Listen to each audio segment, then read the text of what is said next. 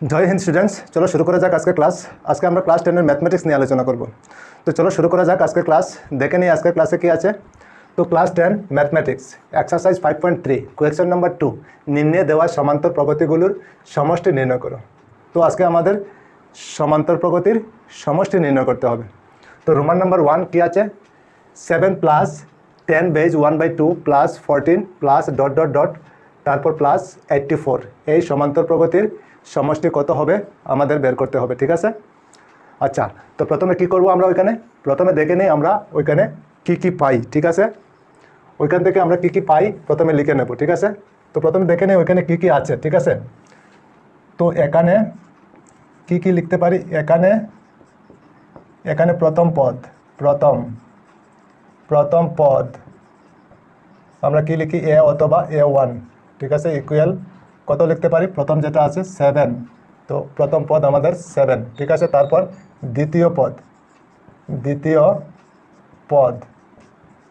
পদ আমরা কি লিখি, A2 ইকুয়াল আমরা কি লিখতে পারি, দ্বিতীয় যেটা আছে, দ্বিতীয় কি আছে 10 বেজ 1/2।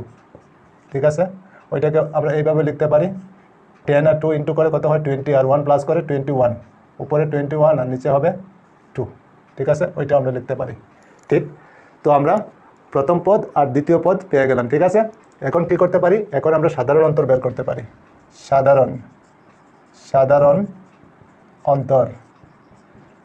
অন্তর আমরা কি লিখি, D equal A2 minus A1। ঠিক, A2 আমাদের কত আছে, ওইটা না লিখে ওইটা লিখলে হবে 21/2 মাইনাস A1 কত 7, তো 7 লিখতে পারি। চলো তারপরে আগে এখন 2 এলসিএম যাবে, 2 এলসিএম নিয়ে নিলাম। 2 দিয়ে 2কে ডিভাইড করলে 1 হবে, 1 দিয়ে 21কে ইন্টু করলে 21 হবে। ঠিক আছে, মাইনাস এখন দেখো 7-এর নিচে কিছু নাই, কিছু যদি না থাকে তাহলে 7 আর এলসিএম 2 ইন্টু হয়ে যাবে, কত হবে 14। 2 আর 7 ইন্টু করলে কত হয় 14। ঠিক আছে, আচ্ছা চলো তারপরে আগে নিচে কি হবে 2, আর 21 থেকে 14 মাইনাস করলে কি হবে 7, তো 7/2। তো সাধারণ অন্তর ডি আমরা কত পেলাম, 7/2। ঠিক আছে, আচ্ছা এখন আমাদের কি বের করতে হবে, পদের সংখ্যা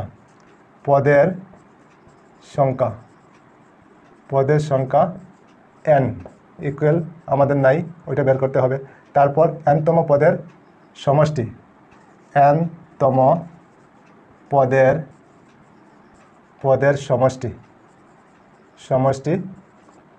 সমষ্টি আমরা কি লিখি, Sn ইকুয়াল কোয়েশ্চন মার্ক, এই দুইটা আমাদের বের করতে হবে। ঠিক আছে, আচ্ছা আর এখানে কি শেষ পদ আছে আমাদের এখানে, তো শেষ পদ লিখতে পারি, শেষ পদকে আমরা কি লিখতে পারি, an অথবা l। ঠিক আছে, ইকুয়াল কত আছে আমাদের এখানে 84, বুঝতে পেরেছ। আচ্ছা এখন আমরা কি লিখতে পারি, সুতরাং আমরা জানি কি লিখতে পারি, a plus n-1 into D equal an, এই ফর্মুলা আমরা জানি। ঠিক আছে, আচ্ছা চলো তারপরে আগে এখন এ আমাদের কত আছে, এ হলো 7, তো 7 লিখতে পারি। ঠিক আছে, তারপর প্লাস n আমাদের নেই, তো চলো n-1 লিখে নেব, ইন্টু ডি আমাদের কত আছে 7/2, ওইখানে 7/2 আমরা লিখতে পারি, ইকুয়াল an কত, an হলো 84, তো 84 আমরা লিখতে পারি। বুঝতে পেরেছো নিশ্চয়। আচ্ছা চলো এখন n-1 ইন্টু 7/2 লিখে নেব, ইকুয়াল 84, আর ওইখানে 7 দেখো প্লাস আছে, ওইটা যদি ওইদিকে যায় তাহলে কি হবে, মাইনাস হয়ে যাবে, তো 7 ওইখানে মাইনাস হবে। ঠিক, এখন n-1 ইন্টু 7/2 ইকুয়াল 84 থেকে 7 মাইনাস করলে কত হবে, 7 আর 7 77 হবে। ঠিক আছে, চলো তারপরে আগে n-1 থাকবে ইকুয়াল 77 লিখে নেব, আর ওইটা ওইদিকে গিয়ে ডিভাইড হয়ে যাবে, ডিভাইড হলে উল্টে যাবে, 2 উপরে নিচে 7।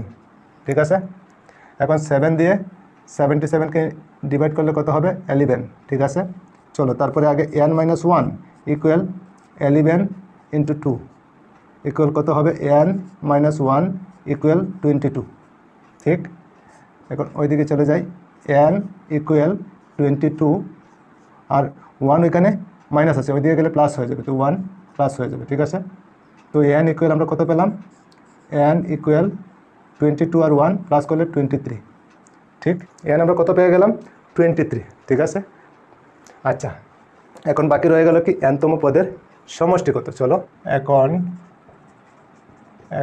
nতম পদের সমষ্টি, nতম পদের সমষ্টি,